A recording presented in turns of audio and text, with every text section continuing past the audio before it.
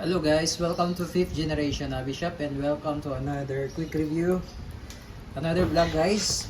Shoutout natin si Sir Anthony. So ngayon i-review natin, quick review tayo ng Crossman E4P.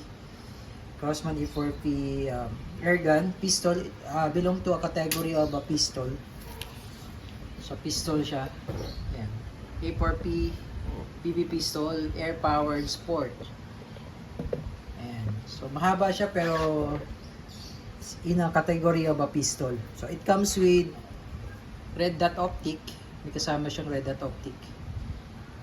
Out of the box, ito yung switch niya. Ang battery nito ay dali lang hanapin guys. Battery niya ay CR2032.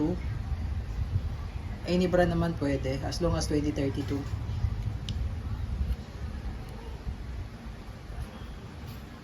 So ito yung kanyang switch, power off, tapos may level 1, tapos may level 2. Level 2 medyo malakas yung ilaw. So mamaya ikakabit natin yan.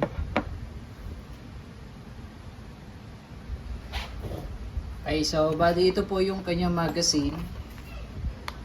It's a drop down magazine, 25 rounder capacity. Holds 2 CO2. So, bali dalawang CO2 po ito. Ayan. So, kung makikita nyo, dalawang slot po yan. Pero po pwede naman pong isang CO2 lang ilalagay nyo. Pero mas maraming shoots kapag dalawang CO2. Okay. So, bali dalawang CO2 po ilalagay natin dyan. So, mamaya natin lalagyan. Then, meron siyang Allen wrench.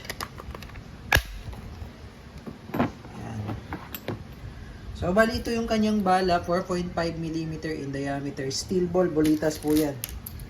Ayan. So, meron tayo ditong magnet.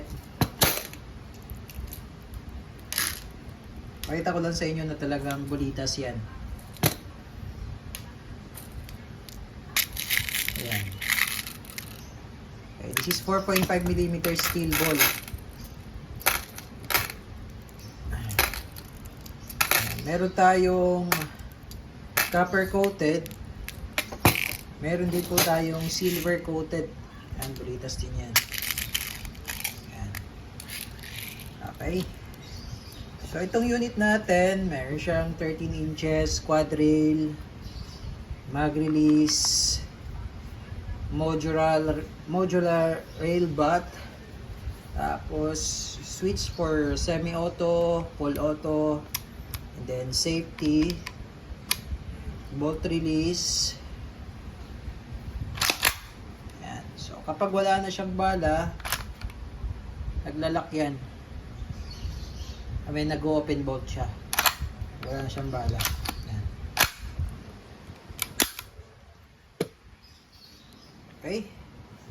So this is the Crossman E4P. Kung gusto nyong formahan, lagyan ng red dot, flashlight, laser. Ayan. So ito yung kanyang magazine. Load tayo ng CO2.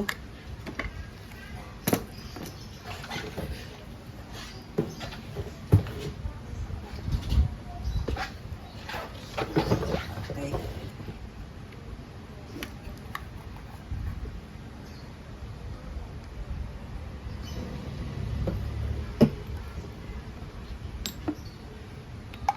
So, bali, yung una nating lalagyan, itong nasa left side po.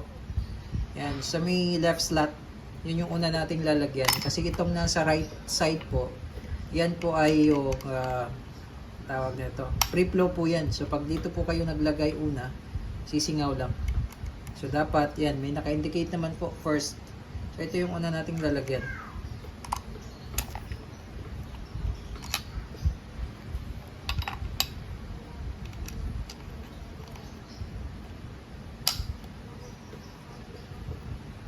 Yan. Tapos kailangan medyo mabilis lang yung ikot. Yung paghigpit. Tamang higpit lang din po. Alin po. Hindi siya dito ilagay. Lock. Yan. And then, pag maglo-load naman kayo ng bala, yung spring meron siyang stopper dito sa ilalim, sa dulo. Sagad nyo lang hanggang dulo. Yan. Select tayo ng copper coated Pwede rin yung silver coated. Basta 4.5 mm in diameter po pwede. Wag lang yung nabibili sa online sa Lazada kasi bumabara po yun.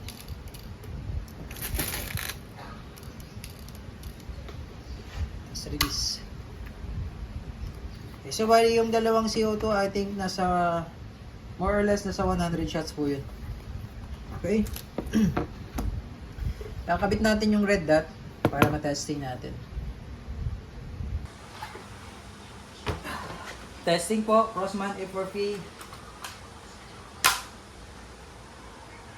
Red dot.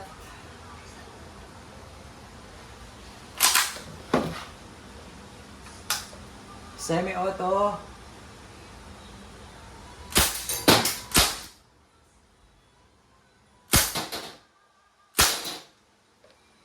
Full auto.